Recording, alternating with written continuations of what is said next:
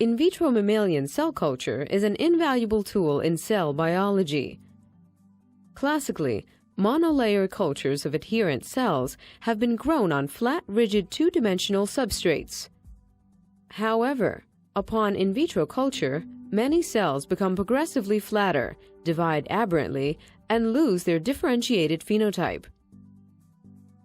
To truly mimic the native extracellular matrix in which most cells reside in vivo, a vast array of materials and fabrication techniques have been developed to provide 3D microenvironments with the appropriate physical, biological, and mechanical characteristics for ex vivo cell culture.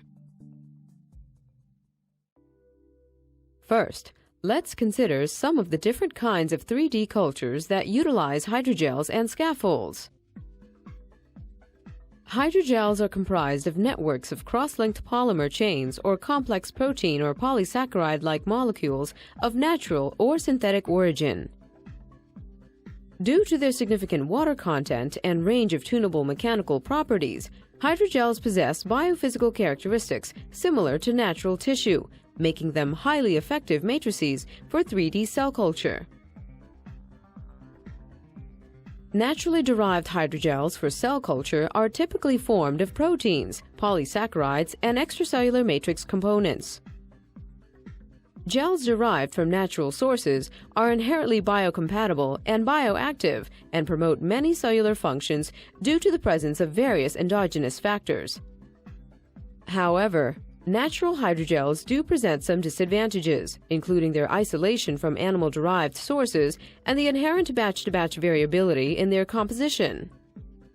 To circumvent some of these issues, matrices have been developed in organisms that are animal-free or derived from recombinant nucleic acid technology. For example, hyaluronic acid is a polysaccharide-based, biologically derived matrix used in 3D cell cultures. Synthetic hydrogels may be chosen when naturally derived biological matrices are unsuitable. These kinds of hydrogels are formed of purely non-natural molecules and are biologically inert, yet still provide structural support for various cell types. They are highly reproducible, allow for facile tuning of their mechanical properties, and are simple to process and manufacture. An example of a tunable synthetic hydrogel is the Corning Pura Matrix peptide hydrogel, a self-assembling synthetic oligopeptide that exhibits nanometer-scale fiber. Solid scaffolds for 3D cell culture are fabricated with a broad range of materials, including metal, ceramics, glass, and polymers for generating solid scaffolds of diverse size, structure, stiffness, porosity, and permeability. The major drawbacks of using solid scaffolds, however, are their limited scope for cell imaging and difficulties when recovering cells from the matrix. Cell spheroids comprise a more simple type of 3D model.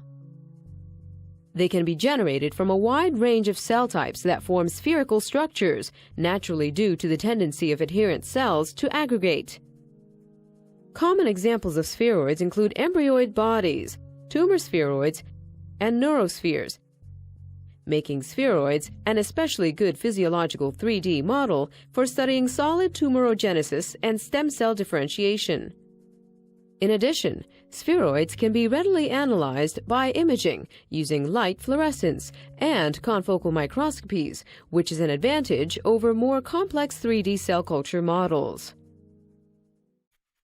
Another major advancement in stem cell differentiation is the formation of self-organizing 3D mini-organs, known as organoids.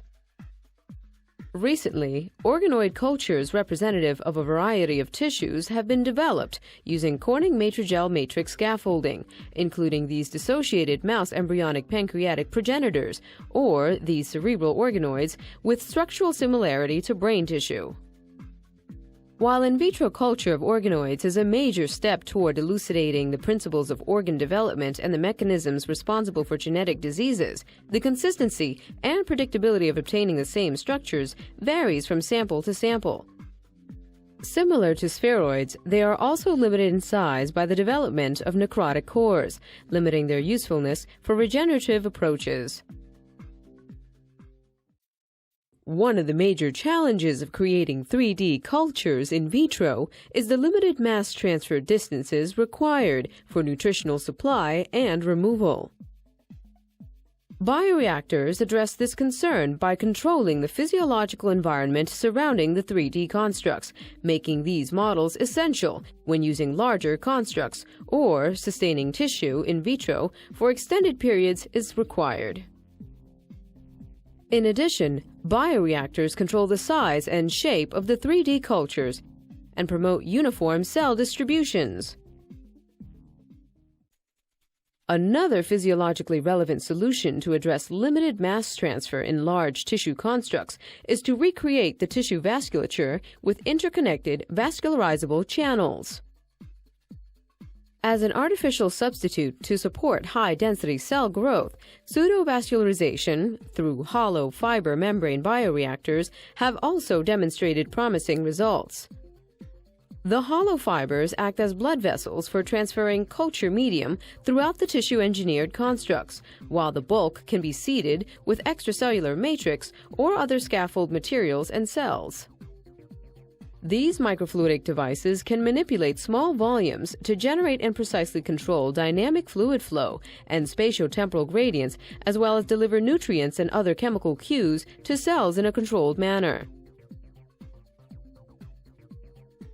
Another microfluidic device, the microarray, which consists of a solid support wherein small volumes of different biomolecules and cells can be positioned in defined locations, also allows the multiplexed investigation of living cells and their responses to stimuli to improve cell viability and functions.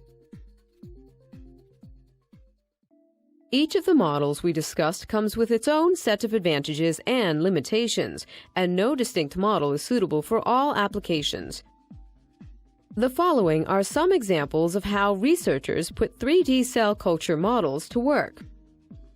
Models of tumor cell invasion using Corning Matrigel matrix and trans-well inserts better reflect in vivo conditions than two-dimensional motility assays. Here, a 3D in vitro model for endometrial glands is shown after 7 to 8 days of endometrial epithelial cell culture in medium containing Corning Matrigel matrix. Immunofluorescence staining of various polarity markers confirmed that the glandular structures were composed exclusively of cells of epithelial origin. Further, spheroids representing endometrial glands displayed the correct apical basolateral polarity, position of Golgi apparatus, adherent junctions, and tight junctions.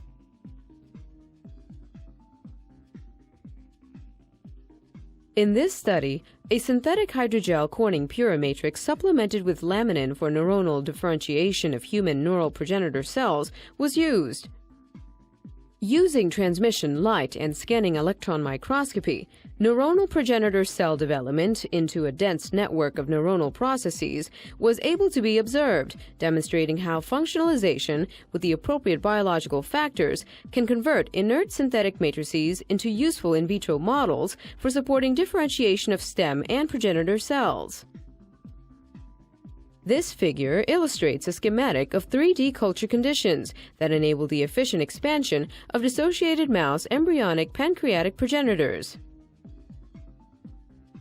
By manipulating the medium composition, researchers generated either hollow spheres mainly composed of pancreatic progenitors or complex organoids that spontaneously underwent pancreatic morphogenesis and differentiation. In this approach, researchers generated cerebral organoids with remarkable structural similarity to brain tissue, which grew larger than typical cellular spheroids and survived for weeks to months. Culturing cells at an air-liquid interface using permeable supports has enabled the development of in vitro 3D models for drug development, including modeling of the airway epithelium. These cellular models can be used for studying a variety of respiratory diseases.